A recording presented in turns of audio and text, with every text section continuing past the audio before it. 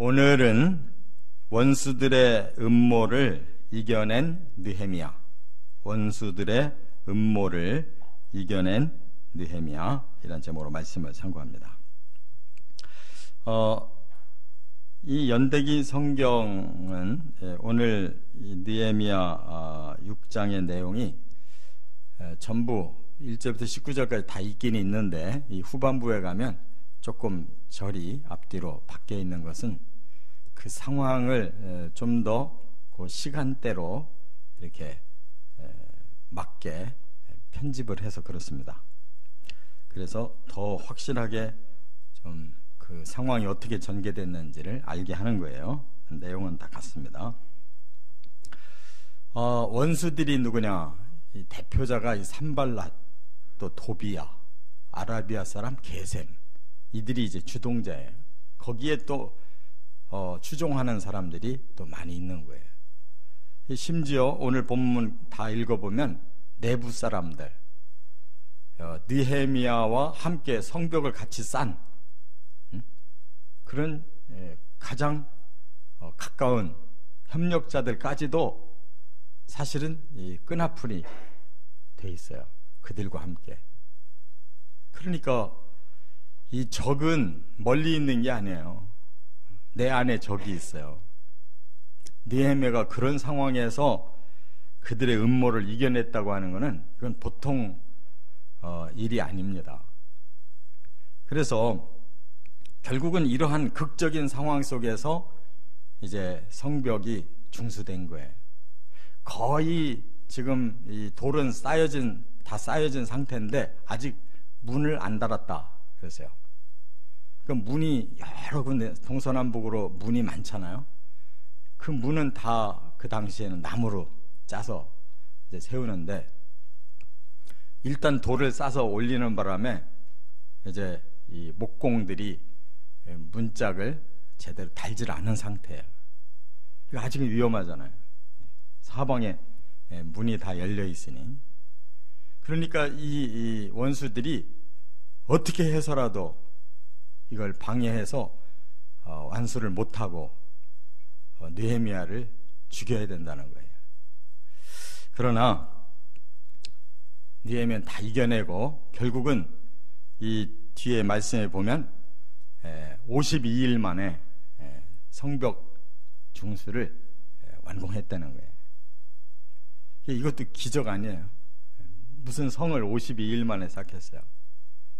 그러나 아주 기존의 방법과는 완전히 다르게 전체를 42곳으로 나누어서 한꺼번에 쌓는 거예요. 밤낮으로 쌓는 거예요. 무기 들고 쌓는 거예요. 옷도 안 벗고 잠을 자가면서 쌓은 거예요. 아주 이거는 비상사태. 그래서 아무튼 이제 원수들의 음모도 이기고 성벽도 중수해냈고 완전히 성공을 거뒀어요. 그 비결이 뭐냐 하는 걸 이제 우리들에게 깨우쳐 주시려고 하는 거예요. 우리들의 삶 속에도 이러한 사람 간에도 원수가 있지만 그것보다 더 중요한 영적 원수가 있잖아요. 하나님의 일을 방해하고 하나님의 사람들을 계속 괴롭히고 실패하게 만들려고 하는 이 악한 음모가 뭐냐, 그걸 어떻게 이겨내느냐. 세 가지가 있는데, 첫째는 1절부터 4절에 보면 속임수를 알아내고 대처한 지혜. 속임수가 있어요. 그거는 지혜로 이겨야 된다, 그 말이에요. 그럼 속임수가 뭐냐, 여기 보니까 이제 원수들이 편지를 보내요. 야, 우리 그러지 말고 좀 서로 편안하게 만나서 얘기 좀 해보자. 편지를 보내요. 그런데 그건 편안한 제안이 아니에요. 오면 죽이자, 그거예요. 그러니까 항상 악한 음모에는 겉은 평화가 있어요.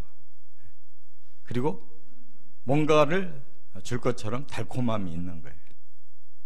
그렇지 않아도 계속 그들의 그 음모가 방해가 강력하게 협박이 막 있었기 때문에 마음이 편치 않잖아요. 근데 우리 한번 평화롭게 만나서 잘 좀 타협해보자. 이거 얼마나 반갑겠어요. 그런데 그게 아니라는 거예요. 죽이려고 끌어내는 거예요. 그래서 이것을 느헤미야는 감지하고 있다는 거예요. 그러니까 영적인 분별력이 아주 뚜렷한 사람이에요. 그런 뭐 쉽게 달콤한 얘기, 타협하는 얘기, 그런 거에 분별력을 잃고 넘어가질 않았어요. 그래서 뭐라고 대답했냐면, 지금 성벽 중수가 지금 너무 바쁜데 내가 언제 거길 갈 새가 있냐. 나는 이 일 때문에 갈 수가 없다는 거예요. 그러니까 우리가 항상 지혜라는 건 뭐냐? 꾀가 아니고 FM으로 사는 거예요. 나는 지금 내가 할 일이 이 하나님의 도성, 이 성벽을 재건하는 일이 내가 총독으로서 온 목적인데, 여기에 다른 거를 내가 할 새가 어딨냐. 나는 이 일에 일단 모든 걸 끝내고 그 다음에 얘기하자. 이거는 무슨 어떤 꾀가 아니에요. 이건 항상 정도를 걷고자 하는 지혜. 항상 내 목표가 뭐냐, 사명이 뭐냐, 내가 지금 최우선으로 해야 될 일이 뭐냐, 이것만 똑바로 아는 사람은 흔들리질 않는 거예요. 다른 말에 넘어가질 않아요. 항상 정도를 걷고 내 사명에 대해서 분별을 하고 있으면 사설, 다른 겉다리는 얼마든지 우리가 쳐낼 수가 있는 거예요. 이게 지혜인 줄 믿습니다. 이거를 4차례는 했대. 4차례. 그러니까 사람이 거듭 얘기를 하면요 넘어가거든요. 한 번 꼬셔서 안 되면 그 다음 조금 있다 또 한 번 하고, 안 되면 좀 있다 또 한 번. 10번 찍어서 안 넘어지는 넘어가 없대잖아요. 그러니까 사람의 이 약함 중에 하나가 계속 반복하면 넘어간다는 거예요. 근데 지금 4번이나 시도했어도 안 넘어갔어요. 그러니까 방법을 바꾼 거예요, 이들이. 그러니까 항상 올곧게 길을 가고자 하는 사람, 시험에 빠지지 않는 지혜가 생기는 줄 믿습니다. 두 번째, 5절부터 9절까지 보면 협박에 두려워하지 않는 용기. 그들이 작전을 바꿔요. 아주 부드럽게 평화롭게 타협하는 이러한 제안을 하다가 그게 계속 해도 안 넘어가니까 이제는 좀 본색이 더 드러나요. 그래서 협박하는 거예요. 협박. 그런데 이 협박은 어떻게 이기느냐? 오히려 강하면 강하게 대하는 거예요. 거기에는 용기가 필요한 거죠. 그 용기가 어디서 나오겠어요? 바로 이러한 상황에 느헤미야가 기도하거든요. 하나님 힘을 주십시오. 기도에서 용기가 나온 거예요. 하나님을 믿고 하나님 의지함으로 용기가 나왔는데, 이 과정이 뭐냐? 이제 5번째는 봉하지 않은 편지를 보냈다는 거예요. 이건 무슨 뜻이에요? 대개 총독한테 편지를 보내려면 정중하게 딱 봉해가지고 총독에게만 그 안건을 주는 거잖아요. 근데 아예 봉하지 않은 개방된 편지를 딱 하나 보냈어요. 이건 뭐냐면 공개적인 협박이에요. 누가 보더라도 이건 우리가 너에 대해서 가만 안 놔두겠다 하는 협박을 만방에 다 알린다는 뜻이에요. 상대방을 그냥 첫 번부터 겁을 주는 거죠. 총독을 아주 무시하는 거예요. 그리고 그 내용이 뭐냐? 지금 이방 중에, 그러니까 너희들 이 외부에 있는 민족들에게 소문이 돌고 있다. 무슨 소문이냐면 유다 사람들이 지금 모반을 벌이고 있다. 반역을 일으키고 있다. 느헤미야를 이제 왕이 되게 해서 앞으로 저 페르시아 황제를 배반하고 자기들 나라를 이제 건설하려고 지금 성벽도 짓고 있고, 또 선지자들을 통해서 이제 그걸 선포하려고 디데이 잡고 있다.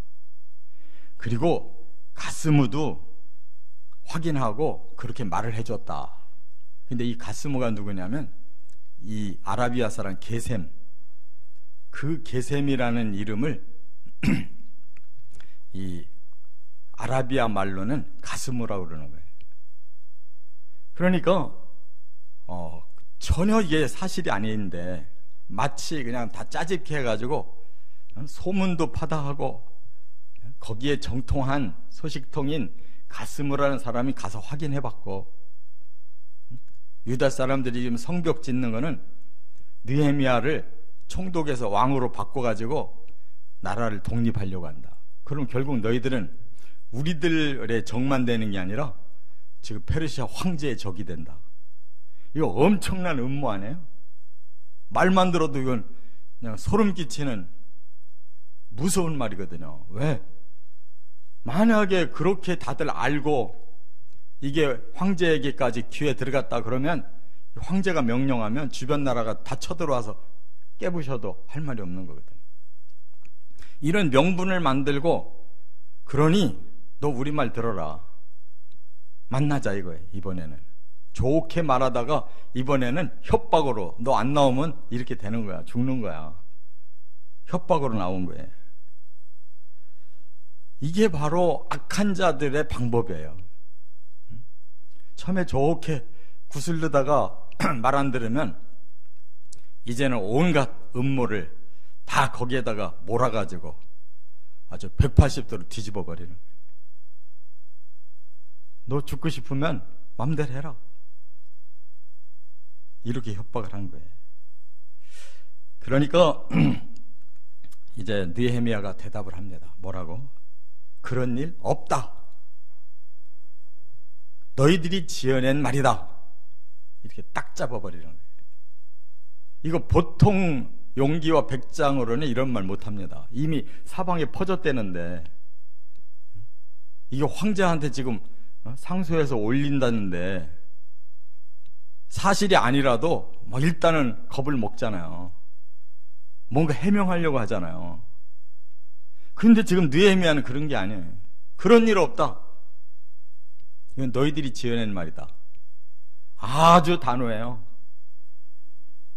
그래서 너희들이 지금 부리는 꼼수가 뭔지 우리는 알고 있다.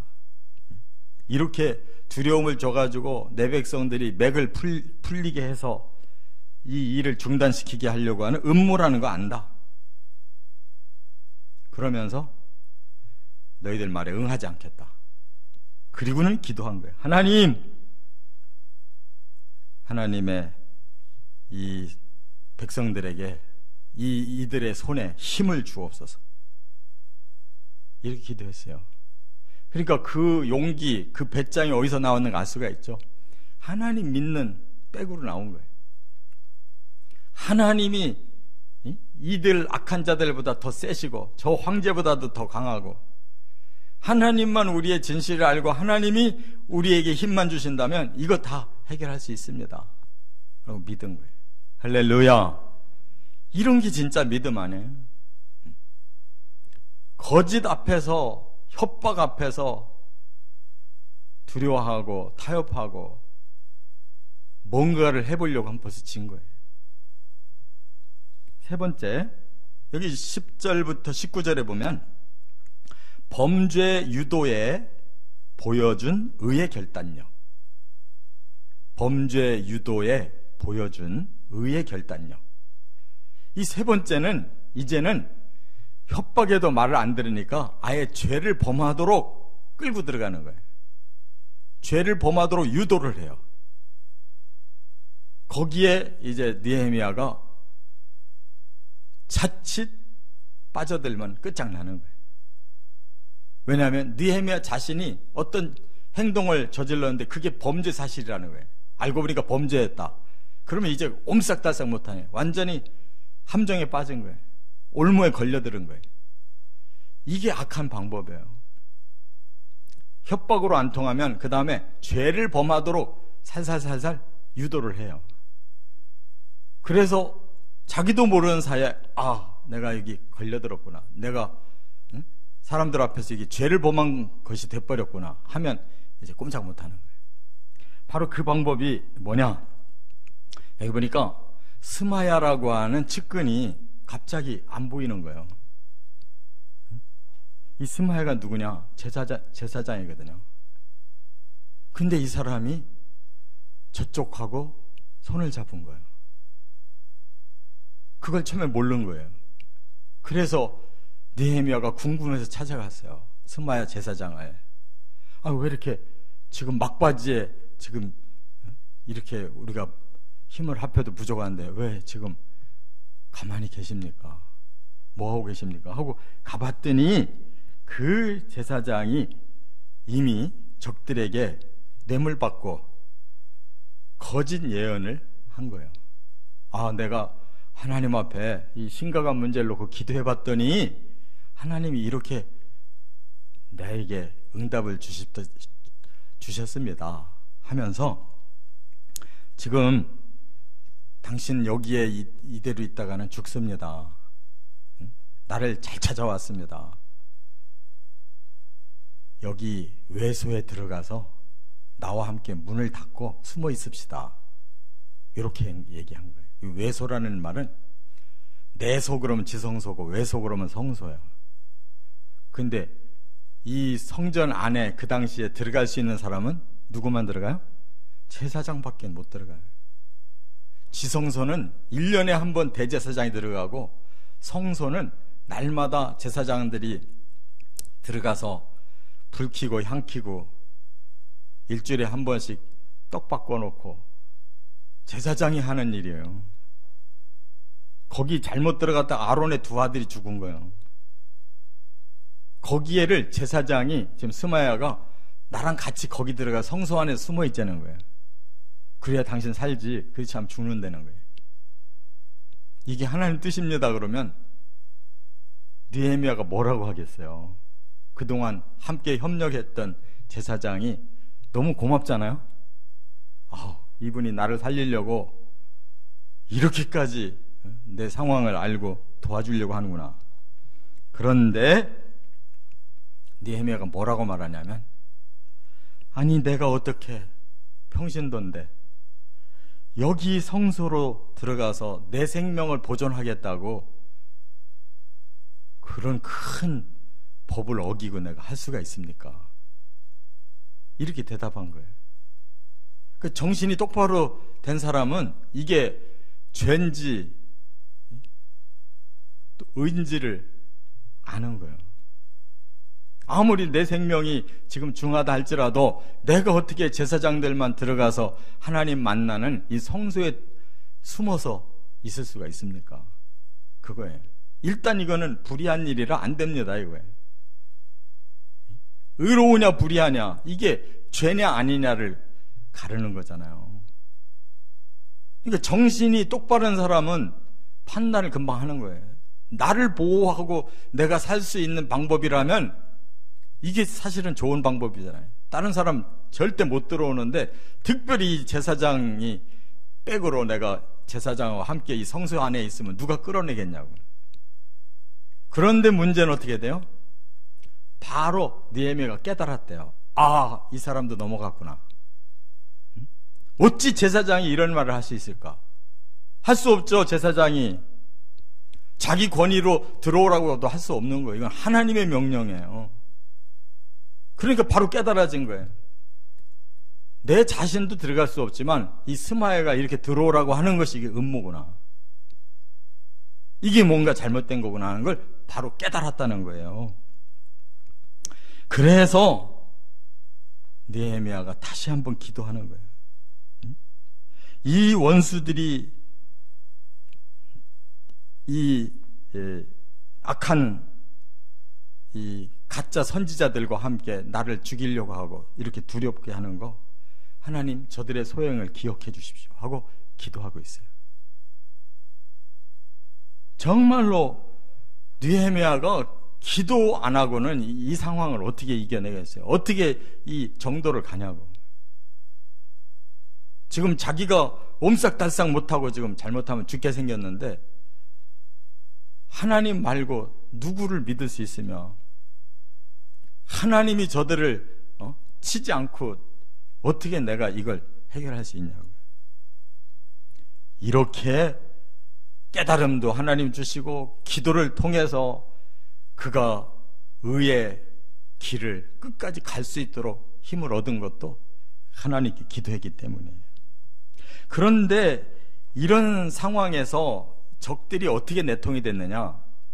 이 도비아라고 하는 사람, 이 암몬 출신 도비아라는 사람, 아주 신철규모란 사람이에요.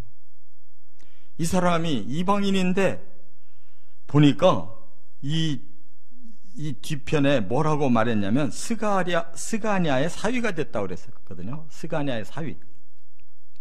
스가냐가 누구냐 하면 이 동문직이, 그러니까 레위인 중에서도 아주 최상급의 사람인 거예요. 지금 최고 지도자예요, 레위인 중에. 그래서 이 동문을 지킨다는 뜻은 뭐냐면 이 동쪽 문이 성전의 정문이에요. 그래서 성지순례 가시면 이 감람산 쪽에서 이렇게 예루살렘과 그 성문을 보게 되거든요. 성을 보게 돼요. 그런데 지금은 문이 그 성벽이 막혀 있는데 거기에 이렇게 문 표시가 지금도 있는데 그걸 보고 황금문이라고 그래요. 장차 메시아가 오시면 이 감람산에서부터 저 성전 문 앞까지가 다 평지가 된대. 거기가 지금 골짜기인데, 기드론 골짜기인데 다 평지가 돼서 메시아가 자기의 집 문으로, 그 황금문, 동문으로 들어가신다. 이 예언이 스가랴서에 나오잖아요. 그러니까 레위인으로서 이 동문을 책임지는 이 사람이라고 그러면 아주 가장 막강한 어른인 거예요, 스가냐가. 그런데 어찌 자기 딸을 이런 암몬 사람에게 줘가지고 사위를 맞이했냐 이거예요. 이 도비아가 이렇게 신출규모란 놈이에요. 거기다가 또 무술람이라고 하는 사람의 자식하고 또 지 아들하고 또 결혼을 시켜서 또 사돈간을 맺어요. 무술람은 누구냐? 제사장인데 아주 느헤미야의 측근이에요. 그래서 무술람이 2곳이나 지금 성벽을 중수한 사람이에요. 무술람 제사장이.